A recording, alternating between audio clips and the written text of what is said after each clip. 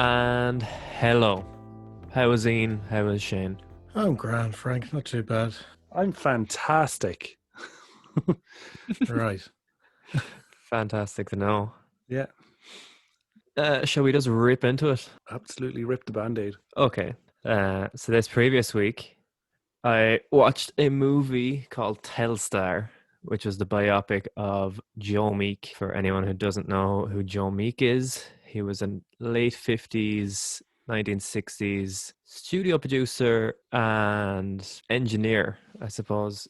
He's credited as a producer, but I would call him like a pioneering sound engineer. He recorded the first recordings for like Tom Jones, Gene Vincent, Frankie Vaughan, Shirley Bassey, and he had big hits with John Layton with Johnny Remember Me. His biggest hit was one that he wrote himself for the band The Tornadoes, which was Telstar, which was the first British number one in America. That was in 1962, that song was. So it was kind of like just in the midst of when the space race was really heating up between the US and the Soviet Union. So it was just like the US were just obsessed with like space travel and stuff like that. And it was like one of the first tracks to use just like crazy sound effects and sampled music and sounded like it came from outer space. But that was the whole thing with Joe Meek. Joe Meek was very ahead of his time in terms of adding weird stuff like that in. Unlike record producers at the time, he didn't really care whether the song was going to be a hit or anything like that. He cared about what it was going to sound like. Yeah, he was just obsessed with creating like surreal sounds without using reverb chambers.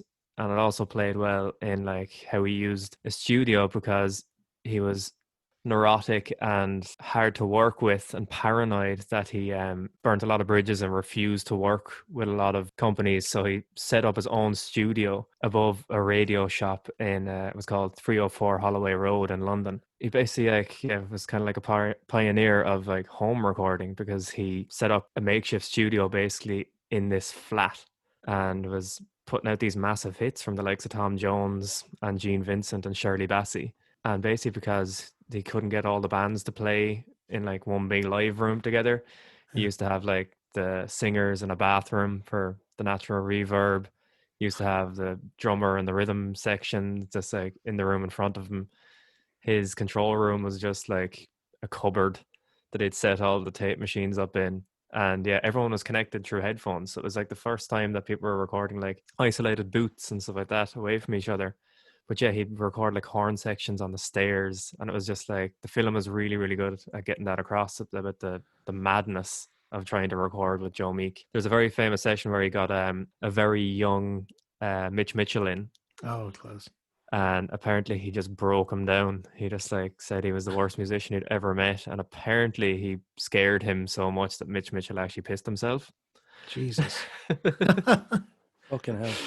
Poor bastard. But yeah, this was the whole thing. He was very, very difficult to work with because he suffered from very extreme paranoia, was eventually kind of diagnosed with manic depression, bipolar, and schizophrenia. The schizophrenia, especially because he was obsessed with talking to the dead and talking to people beyond the grave, and he thought you could do it like with audio equipment. So he was obsessed with talking to Buddy Holly, and apparently some of the songs that he wrote with Jeff Goddard where like he wrote a song called Song for Buddy Holly was when Buddy Holly actually spoke to them from beyond the grave. So he used to hear voices a lot and try to use his audio equipment to speak to the dead, but eventually these voices were obviously connected with his bipolar and schizophrenia. Yeah. There's actually a very funny encounter between Phil Spector, another on the spectrum producer, Yeah. phoned him up just to kind of congratulate him about like how well his recording sounded and stuff like that. But he hung up the phone because he thought that Phil Spector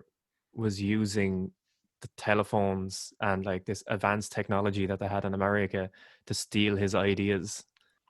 Unfortunately, it kind of like it spiraled out of control where he couldn't work with anybody and he was hearing voices and stuff like that. Yeah, just thinking about him and Phil Spector kind of got me onto thinking about the connection possibly between creativity and musicians and people in the creative world who suffer from things like bipolar and schizophrenia. just different examples, like people like Brian Wilson and Sid Barrett, who kind of found themselves in positions where symptoms were brought on by like excessive like drug use and Yeah. just overuse. Like Phil Spector, they say that like he was kind of diagnosed with bipolar and stuff, but it was very much so brought on from like the stress of his career and just excessive drug and alcohol abuse. Definitely the same could be said for Sid Barrett and Brian Wilson, who just kind of fried themselves with LSD and different like amphetamines and stuff like that.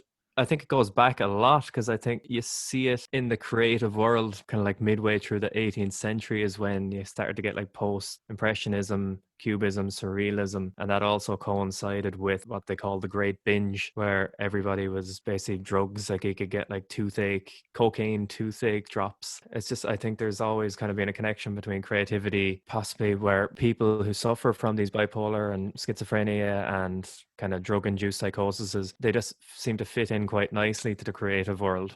Because even if you go back as far as Beethoven and a lot of the classical musicians, they were said to have kind of bipolar and stuff like that, just from accounts of kind of how they were in their personal lives. But there's no real account of how that affected their creativity. But once again, it could have just been like it fed into their creativity.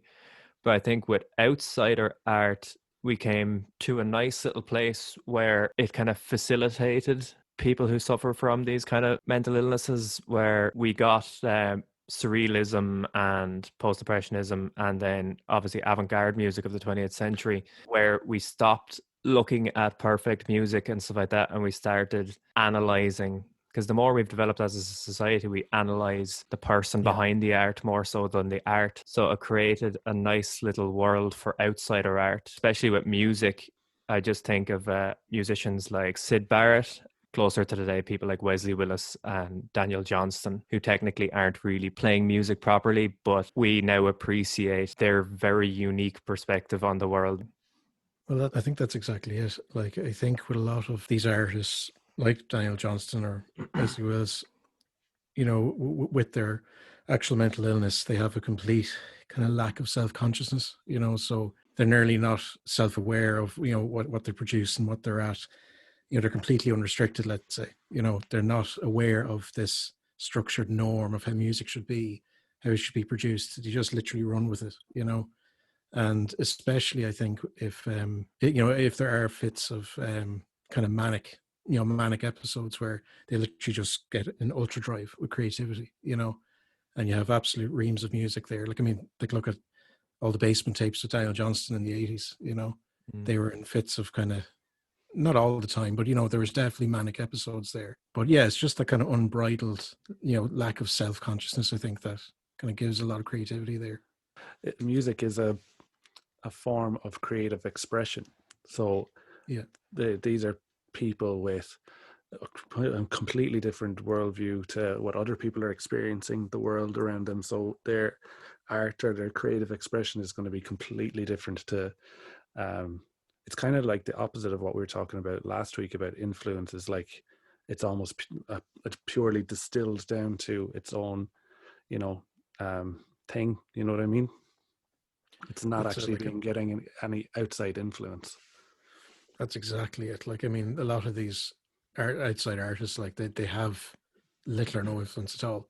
You know, they might have, you know, a Beatles record or, you know, a big band jazz record, and that's their kind of main influence for, you know, the vast majority of their time, you know.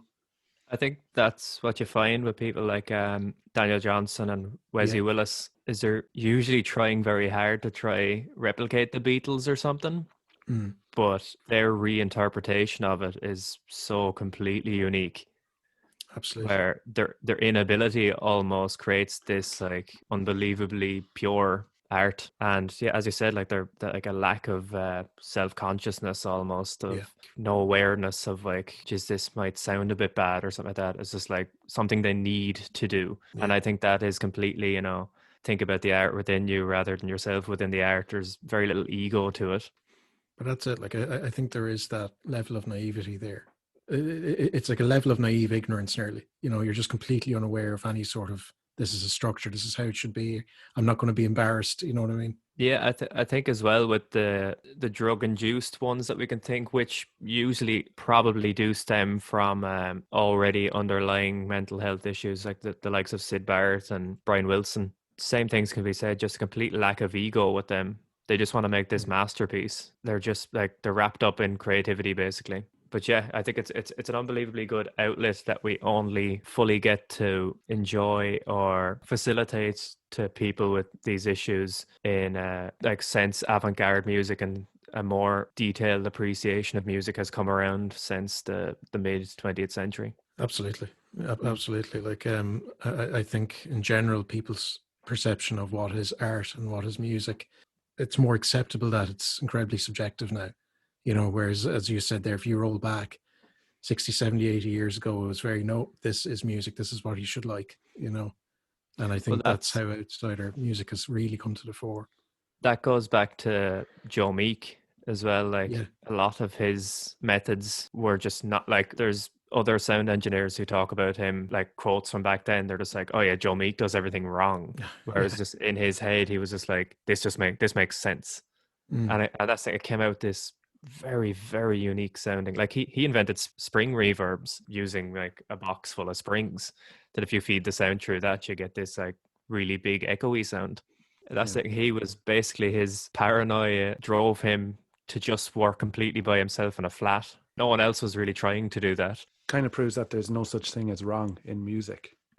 The reason avant-garde classical music came around was because they kind of explored harmony to such a degree during like the Romantic era and classical eras, that it was just like, let's see what really unperfect music sounds like. Let's completely rip it apart now. And that's what avant-garde music was. And I think that's completely, because if you can appreciate the wonky side of things, that's where outsider artists really start to get appreciated.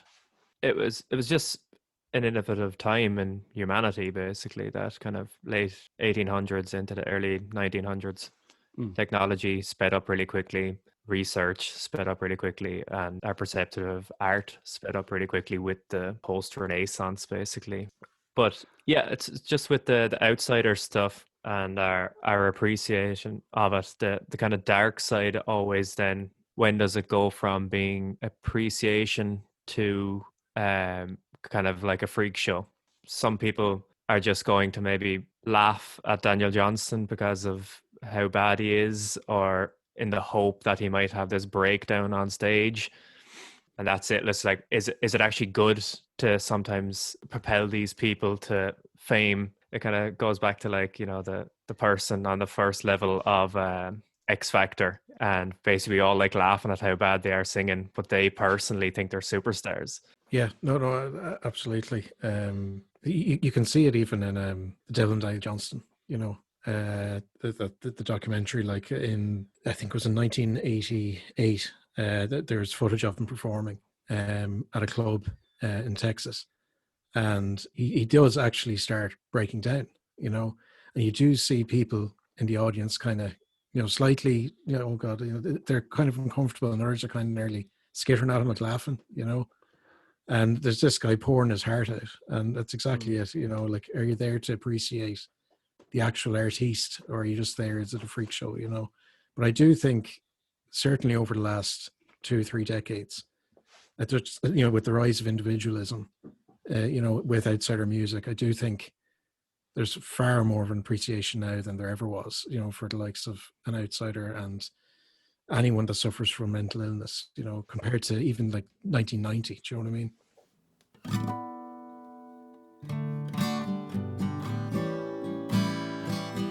Hola, lads and ladies. Larry Langford here from Larry Langford's Online Language Learning.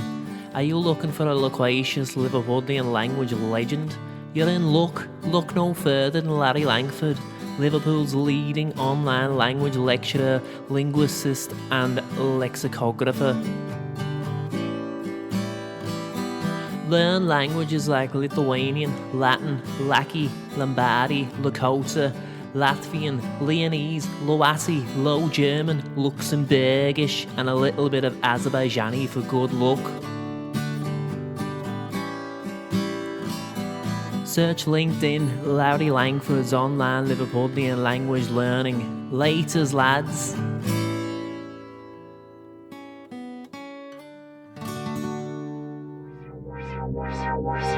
Great record. Excellent album. We learned a lot from Great it. record. So this episode's installment of the classic album is a nice roll-on from a previous section on outsider music and mental health. It's Daniel Johnston's 1990. So it turns 30 this year. And it was actually Daniel's 11th album. Incredibly prolific guy. But it was actually his first album that he was brought into the studio for. So his first kind of professionally recorded album. Previous to that, they were all his kind of bedroom tapes and that. It says 1990, but the recording started way back in 1988. Actually in New York with famous producer Kramer. So he was actually introduced to Kramer by Jad Fair. So that's how he kind of got in there. And in 88, he was also at the time working on the album It's Spooky with Jad Fair, which is kind of, it's still a little bit kind of bedroom poppy, kind of in a basement with two of them. But this was the first time where he was brought into the studio in the famous Noise studio in New York. As I said there, it started in 1988 and they were originally going to release it in 1989. But unfortunately, due to Daniel's mental health issues, they couldn't complete the album. The album itself is kind of split nearly half and half. You kind of have the professionally recorded, reasonably polished songs with Daniel on piano and vocals and a few nice overdubs. And then the rest of the album are a collection of kind of live recordings from 1988, 89. But just to kind of give you a background of the actual album itself, it has really significant kind of religious overtones, So Daniel Johnston, obviously, he grew up in a very devout evangelical Christian family. And obviously with the likes of bipolar and schizophrenia and that, if you're in a very devout family like that, it's going to make an impression on you. Like, he grew up in a household where the devil was no joke. So he took that very seriously, and a lot of vivid imagery and kind of profound interpretation of a lot of those teachings are in this music, like he forever feared the devil and, sin. And he was very obsessed with like kind of redemption, and this album probably has it more so than ever, in any of his previous 10 albums that he recorded. So if you're looking at the track listing, the first is Deviltown. That's a nice a cappella intro into the album, and it kind of sets it up, Deviltown, a town of sin. And then the second track, then you're on to Spirit World Rising, and this is where you have Sonic Youth come in. So you've Steve Shelley and you've Lee Ronaldo, and Kramer himself actually played on it as well. He did a bit of bass work. And again, this was Daniel's kind of first experience of playing with a band, like a proper band in the studio. So it was interesting enough for him. And then you kind of go through the album again, you have these nearly kind of like nouveau hymns, like Held the Hand and Lord Give Me Hope. Again, this was just before one of his kind of manic episodes. So he was quite down, obviously, and a lot of his religious elements were he's reflecting an awful lot on sin and redemption. So obviously that's reflected in this music. And then this is where one of the highlights of the album, well, certainly one of the big ones, Something Lasts a Long Time. So Some Things Last a Long Time. So himself and Jad Fair actually wrote that together, two of them. Jad is featured on it. He's doing a bit of guitar overdubs and vocals, and Kramer again on bass. And Daniel Trout, actually, this whole album, his piano playing and vocals, he never recorded them separately. He just couldn't do it. So him playing piano and singing is completely live. And it's nice as well. It's kind of keeping in line with his older recordings, the kind of live element. But then kind of the rest of the album, you kind of part then into those previously recorded live tracks. Which again, they exhibit the nice kind of lo-fi elements of a lot of his music. But one of the big hitters, obviously, probably the biggest hitter, is True Love Will Find You in the End. And you know yourself, Frank and Shane, being Wilco fans, and Beck, they've covered them, and I think it's continued to be covered.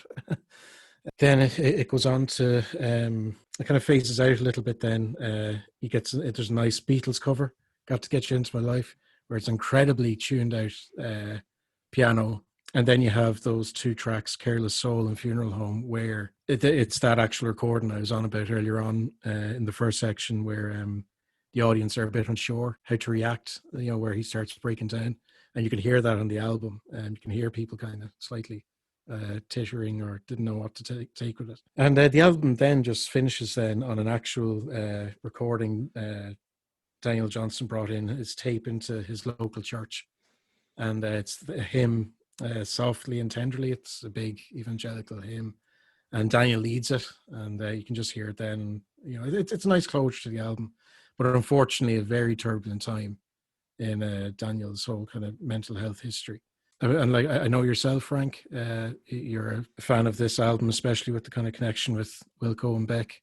Well, "True Love Will Find You" in the end is, I think, like, I knew that well before ever knowing who Daniel Johnston was. I think even like, it was a bit weird to eventually hear his version of it. I was like, I'd heard that on like Wilco bootlegs. It was just I remember I had a CD that was just full of Jeff Tweedy doing acoustic stuff. But like that, I think that's just Daniel Johnston. Like, I heard "Walking the Cow" by Pearl Jam before I ever heard his version. But yeah, the connection with Sonic Youth, I remember that being a big one with Lee Ronaldo and Steve Shelley doing the stuff on Spirit World Rising. I love "Some Things Last a Long Time." Yeah, it's just, its whole like, it works perfectly well with just him and piano, but it's that Chad Farr does it really well with Half Japanese. If you ever hear the song "Put Some Sugar on It, Honey," they do like really good background atmospheric stuff, like "Put Some Sugar on It, Honey." You hear just the sound of like trams and subways and stuff moving around in the background, and it's sort of just experimental stuff. And obviously Kramer produced the Half Japanese stuff, and that was his kind of thing, was putting in like these weird, just like blasts of like the sound of a city or the sound of birds or something, and it works so well. It adds to the kind of heaviness of "Some Things Last a Long Time," and just, it definitely strikes a chord when you listen to it, because it's sad and happy at the same time. I know yourself, Shane, you're a big fan of Daniel himself.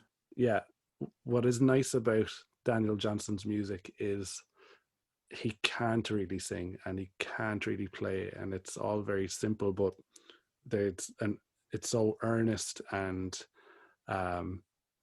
naive, as we're talking about, or just so hard on his sleeve, that when you do hear a band like Wilco or anybody else doing a cover of it, it's like the beauty of it really shines out later on, you know what I mean? And if you can appreciate it with him just on his own playing an out of tune acoustic guitar, or playing a piano quite poorly, then when you hear his songs played by a full band really well, it's just like, you can see why he is revered, and like, he obviously is talented and obviously is an important kind of musician. Well, that's it. And I came across this quote from Wayne Coyne, the frontman for Flaming Lips, and it was directly about Daniel Johnston, and I think in a wider sense the whole kind of outsider art, and he says, when making music, part of you wants to be a childlike character that isn't thinking about, is this cool or is this going to work? It's just this complete innocence, lack of, as we said, self-consciousness, that you just want to get up there, you want to be like that 3-year-old and perform in front of your parents and be proud of yourself, and just no inhibitions, like, if it sounds good or not, you like it. Do you want to hear this week's Eric Clapton connection? This will genuinely amaze me now, Frank, that you got one. Is this to finish this section off, Frank? It is, but there's two, and they're very loose. They're very loose. I can't wait. I'll give you the more legit one first. So Sonic Youth, Steve Shelley and Lee Ronaldo played on 1990. Yep. And in 1994, Sonic Youth recorded a version of "Superstar" by the Carpenter, or made famous by the Carpenters, on a tribute album called If I Were a Carpenter. But that song, Superstar, was originally recorded, it was called Groupie, in brackets, Superstar, but it's the exact same song, same lyrics, same melody, all that, by Delaney and Bonnie, and the guitar player on that was Eric Clapton in 1969. Well, there you go. That's quite the tenuous link, but it's a link. Here is everything. Here's the looser one, the even looser one. So 1990 was obviously released in 1990. Also in 1990, Roddy Doyle was finishing a book called The Van, which in 1996 got made into a movie, and Eric Clapton did the soundtrack for The Van. Well, yeah, so you can't get a stronger, even if they're so vaguely connected. I'm quite happy that I made that connection, and they're two interesting facts. So that is, I like your Sonic Youth one. The Van one, that's just an interesting fact that Eric Clapton did the soundtrack for The Van.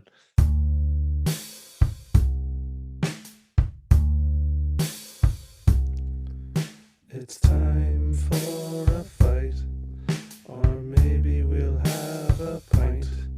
But if we don't have a pint, then we're gonna have a fight. It's fight or pint. It's fight or pint. It's fight or pint. No, it's either fight or pint. It's fight or pint. Right. So, welcome to the first installment of Fight or Pint. This is a game of options, really. Basically, I will give you a choice of a category, and you will choose your category, and then I will give you a name, and you tell me whether you'd like to go for a fight or a pint with them. Straightforward enough? Cool. Now, after you have chosen whether you're going to fight or pint with them, you'll give me a reason why, and then I will present you with an interesting or fun fact that I have painstakingly researched. Okay?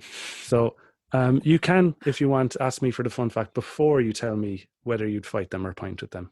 Okay. So who wants to go first, guys? I'll go first.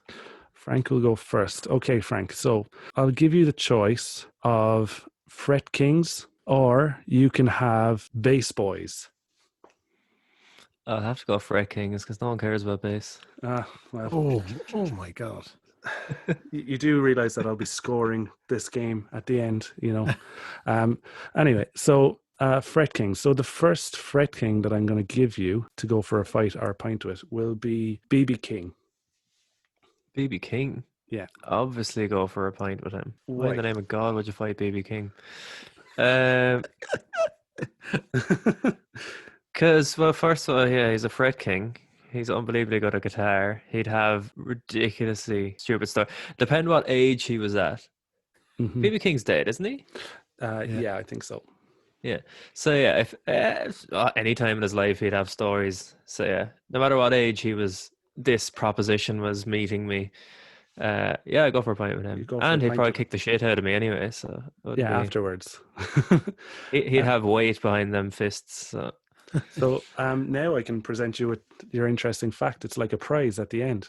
So he once worked every day of the year in 1956.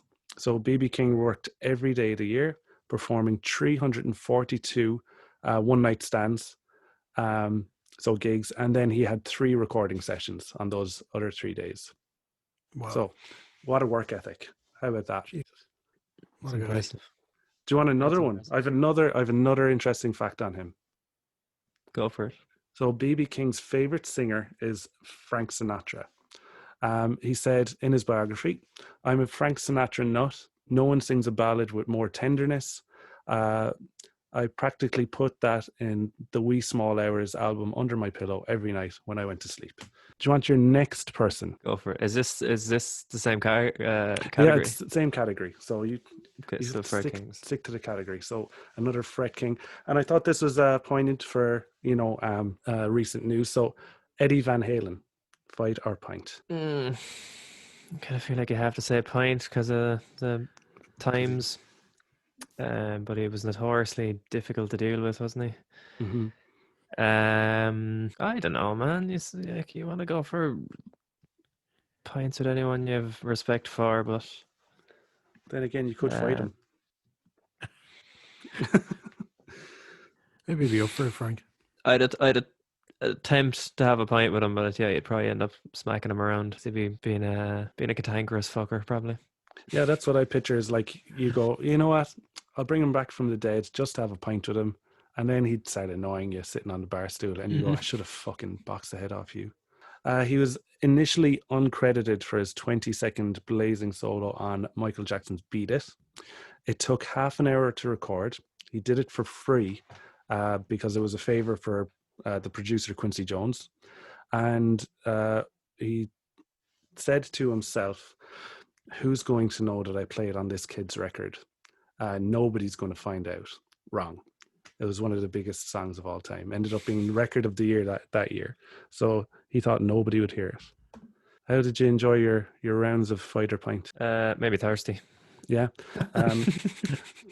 Ian, Yes. so your two categories, I'm going to give you professional percussionists or screamers. I'd have to go for it. Like, I'm going to have to really think about this now. Professional percussionist. Fair play to you. So your first professional percussionist that you can pint with or fight with is going to be Buddy Rich. Ooh, Buddy Rich. I think like he's an absolutely fantastic jazz drummer. Absolutely. And I think I've been a little bit of a predicament with Frank, with Eddie Van Halen. He was very, very difficult to work with, especially on these solo projects. I'd maybe go for like a quick shot and then maybe just a bit of a toss around. A quick shot and then a toss around. I love it. So as your prize for that, so you get your interesting fact. So this ties in nicely with what we were saying earlier about outsider art and like naivety and kind of creativity and stuff like that. Buddy believes that the instruction would decrease his musical talent, and said he never had any formal drum tuition, and because he thought if he learned more about it, he would lose that inner kind of musical natural talent that he had. So isn't that interesting? Yeah, I kind of feel bad now about tossing him around. I don't feel bad because he was an arsehole. I have another I have another fact about him as well, because as I said, I painstakingly researched this. At the peak of his childhood career, Rich was reportedly the second highest paid child entertainer in the world. So yeah, you don't have to feel bad about him at all. No. So then, okay, your next opponent, I'm going to go with Neil Peart from Rush. I know, yeah. Do you know what? I'd sit down and have a nice solid pint of Guinness with Neil. Yeah, you think he'd enjoy a pint of the black stuff? I would, yeah, definitely. I could tap into my prog rock and kind of proto metal days, and ask him about various techniques and stuff. No, I'd actually really enjoy sitting down with Neil. Yeah. Not only is he the drummer for Rush, but he actually is the chief lyricist in the band, not Geddy Lee, the singer. So I he actually writes. Did know that. You didn't know that, or you did know that? No, I did know that. Oh, you did know that. I didn't know that until I was doing my research. One of the few drummers. Yeah. So here is your interesting fact, and this is perfect for you, Ian, actually, because you haven't watched this movie, and we're always saying to you should watch the movie. So I know. The director Damien Chazelle's musical drama film Whiplash follows a young jazz drummer. Well, Peart hated it. Okay. He was disgusted by the film's portrayal of jazz drumming, particularly the idea that jazz drummers frequently bleed from their practice. As he said, yeah, there's a Band-Aid on my finger right now. Of course, I bleed. But jazz drumming, no, there's no bleeding. So there you go. What do you think about that as a drummer? Yeah, that hasn't seen the film. No, yeah. I don't know now. A dig like that. I'm kind of like, come on, Neil, now. I'll just have this point and I'm heading home. Like, yeah. Yeah, you're enjoying your pint up until he said that, and you just turned around and said to him, I haven't even seen it, man. I haven't watched it. Don't be a dick, Neil. Yeah. Well, lads, that was a fight or pint. Did you enjoy yourselves? Immensely. Yeah, I'm thirsty. That's the kind of enthusiasm I wanted to be met with. Ian, 6. Frank, a solid 5. Nice. Yes. These like Need a golf win. scores. It's not out of 10 anyway, but it is fighter point.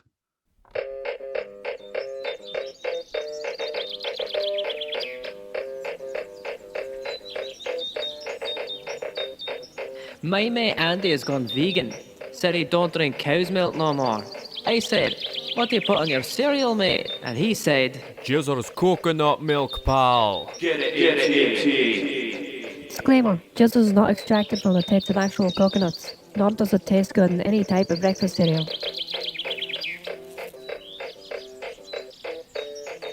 And we're back.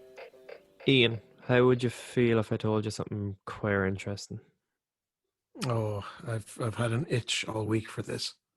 I am going to scratch your itch. Oh yeah.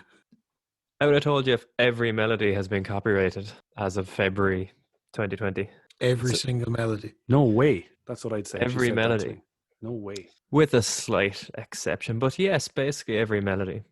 To automatically copyright something, you can physically have it on something like a CD, or that's why back in the good old days before the internet, you would post a CD, make music to a CD, and you'd post it to yourself, and then it's immediately copyrighted then because it went through the postal system and it physically exists. So there is a hard drive out there that has 2.6 terabytes of MIDI. There is 68.7 billion melodies on this hard drive. Oh my God. So basically two guys called Damien Real and Noah Rubin. Damien Real is a lawyer, a trained musician, and a coder. Noah Rubin is a musician and also a coder. He's a coder by profession. They were having a discussion one night where it was after the Marvin Gaye Blurred Lines case. Basically, they were like, isn't it interesting how people only get sued when basically saying that, isn't it funny that people usually only get sued when they make a lot of money from a song? There's also the big labels now, in an attempt to try and make money, basically scour the internet. They have scouts that go around and scour the internet looking for up-and-coming artists who have similar melodies to anyone who's under their umbrella, and they just clean them out, basically. So these guys got pissed off seeing this, so they're just like, maybe if we just create every single melody using MIDI, once these big artists come in, they could go, well, we already have that copyrighted also. Basically, the way they did it, because the way that they were discussing it that night was, there's a method in coding called brute force, which is a method of getting passwords and login keys and stuff like that by basically getting a computer to code every single sequence of letters there is. Takes absolutely ages, but you will eventually find a password if you brute force it. So I just thought, could we do that with melody? They tried to work it out, that if you actually did it with an 88-note keyboard and 12-tone equal temperament, and you did 10-note melodies, you would end up coming up with 216 sextillion melodies. Jesus. And it would take up 186 zettabytes. Wow.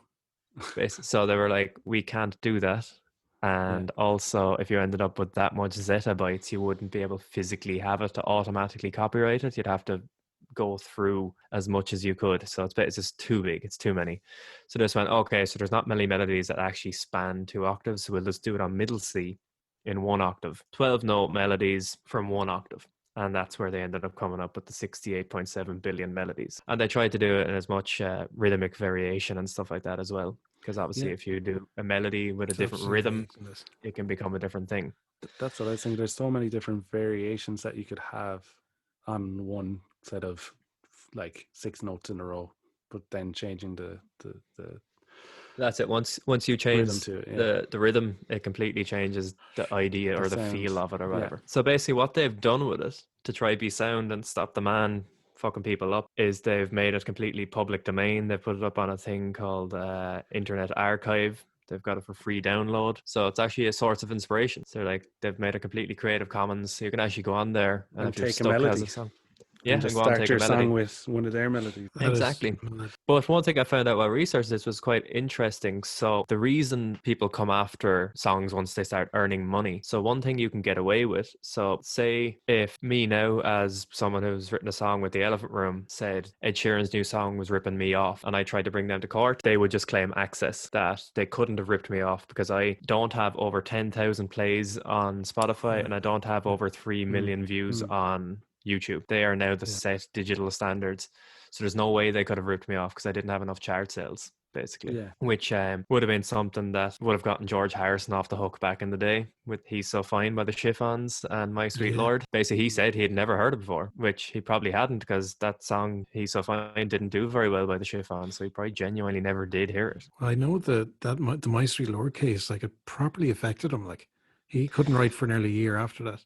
But yeah, it did. That messed him up. And it obviously would mess you up if you thought you'd come up with a song and then suddenly you'd question yourself. You're like, shit, did I hear that somewhere? Don't they talk about that in kind of these defense cases of plagiarism, stuff like that, of parallel thinking? Yeah, it doesn't get you very. It's just the whole thing. Law loves maths and figures and stuff like that, and doesn't like the ambiguity of creativity and stuff like that. So they always try to bring it back to numbers. That's why they set the 10,000 mark of access. It's very hard to plead your case if you're kind of just going, "Oh, I just kind of came up with the same melody too." But yeah, there is like some people have worked it out that there is only like 60. That's saying they came up with 68.7 billion melodies. And another musician came up that there's only 69.2 billion melodies left in 12-tone Egern temperament that haven't been used yet. And so there's people constantly trying to mathematically work stuff out. But like, if you want to, this is the whole argument, if you want to mathematically break it down to just maths and figures and stuff like that, then why do any of us get to own a melody ever? If you say there is only this many and it's all just maths, why do the first few people who copyrighted or recorded it get to own it? If it's all just maths and it's up there in space, I can't say that, I want to claim 99.200, that's my number, no one else can say it. Ownership over music and artistic property, and the more it gets explored and sued and stuff like that, the more it scares the bejesus out of actual musicians, as you said about George Harrison. It made him rethink things. That's exactly it. And like, if you look back into like folk days and stuff, like traditional reinterpretations of songs always existed 20 years apart, or when they've traveled over to North America, or when they traveled from England to Scotland, the melody changed a bit and the words changed. So realistically, we do it for enjoyment and have expression. And when you try to bring law into it, is when it spoils it for everyone. And as I said, law loves numbers and figures. Well, that's it. Like, I mean, say what you want about, what Jimmy Page, has done to a lot of old folk songs and blues, but it is kind of in keeping with that old tradition, isn't it? True, but then it's just like, why does he deserve to make the most money off it as ownership, or why does he deserve to sue someone like Greta Van Fleet or something if it sounds too similar or something like that? Yeah. It's when it comes to ownership of it. And just making money in general, I suppose. It's there's another interesting thing. It's just like, now that music is just on Spotify and it's not about physical sales. It's like, it's the first time that music has been ethereal since like the 1920s. You can't physically own things anymore. So kind of goes back to what we said in the first podcast, is music is just kind of like a hobby or something that you do now just to be creative and stuff like that. It shouldn't really be about the money anymore. The Elephant Room recommends. Right, so we're coming to the end of the show now, and we're going to do our room recommend. So Ian, what have you been listening to? So I've been listening to a lot of Frank Zappa's early solo stuff recently, over the last week or two. In particular, for his first kind of solo project after Mothers of Invention, Hot Rats, absolutely phenomenal album. You have his classic roots in jazz mixed with this fusion, of actually, this is where he first brings on Captain Beefheart. So this is where you're kind of first introduced to that long and fruitful partnership. The song obviously being Willie the Pimp. Aside from the absolute artistic genius of Zappa and the album, did you know that it was one of the first examples of a 16-track being used? Really? Well, when was it? 71 years ago? 1969. Wow. He got it built by the studio he was recording in. So he got, I think it was 2 sound engineers to work on it specifically. That was Los Angeles, I imagine, was it? Yeah, that was it. Yeah, that's really cool. Frank, what have you been listening to and what do you recommend? I've been listening to a lot of the Swedish punk band Viagra Boys. They released a new song and video maybe a week ago called It Ain't Nice, and the video is really, really good. Very the antisocial side of punk. Yeah, you're not supposed to analyze that music too much. It's just balls to the wall punk, and it's enjoyable, and the video is funny. But closer to home in terms of Irish stuff, I was listening to Big Pig. It's kind of like lo-fi hip-hop kind of bedroom stuff. Really, really good. The song Perdita in particular, I really, really liked. She's incredibly good. Very good singer. Very popular now on Spotify and stuff. Which you can tell why. It's music that's really strikes a note with people online. That whole like YouTube study beats and lo-fi ambient sort of stuff. It's very, very easy to listen to, and the production of it is so warm and nice on the ear. But yeah, it's cool to have someone from Ireland who's so good at it as well. And Kinsey, Happiness is Not a Fixed State is a very good song. Video, which was recorded in the park beside me, Teeman Park. But yeah, very good song. Really nice guitar tones on it and very catchy chorus melodies. But yeah, they're my recommendations. What about you, Shane? This week, my recommendation was recommended to me. So I'll give a shout out to Liam Marr, texted me, which was really scary because it was just when I was getting ready to go for a walk and I was looking for something to listen to. And then I get a text saying, I think you should listen to this. So I don't know if he's psychic or what was going on, but the album I've been listening to is by a band called Porridge Radio, and it's called Every Bad. Came out this year. They're a 4-piece pop post-punk band, I suppose. I don't know. It's kind of like a 4-piece rock band, but a female singer and very different kind of lyrics, very different kind of very emotional kind of content and stuff like that in the lyrics, but it's kind of a really interesting kind of way of putting them forward. Very interesting melodies, not your normal straightforward nice melodies, kind of some lines that run on longer and some lines that run on shorter, and it's kind of a different kind of approach, but definitely really cool soundscapes. It's not just your normal kind of guitar, drums, bass, and guitars playing chords. One guitar is playing solo. There's really nice layering going on, keyboards and synths coming in different parts. They've really kind of thought about their production in terms of different kind of effects creeping into songs. Like they'll start off cleaner, and by the end of the song it's a lot more crunchier in the drums and a lot more distortion being added in. Gradually you barely notice it happening, and then next thing you know, you're at the end of a song and it's kind of an explosion going on. You've no idea how you got there, kind of thing. So I'd recommend Lilac off that album, but literally the whole album, start to finish. It really kind of is a nice journey that you go on as you're listening to it, because the first few songs are very kind of straightforward and basic in their kind of structure and everything like that, but as the album progresses it gets a bit more crazy as you go along. So it's really nice. Highly recommend it, and thanks Liam for recommending it to me. I think we'll leave it there, boys, will we? Yeah, happy with that. Nice one. Cool, guys. Thanks for listening. I'll say it because you won't say it. Share, like, listen, save, everything like that, because you hate saying that, Frank. Unbelievable conviction with that request, Shane. Yeah. It was probably best unsaid. Thanks, guys.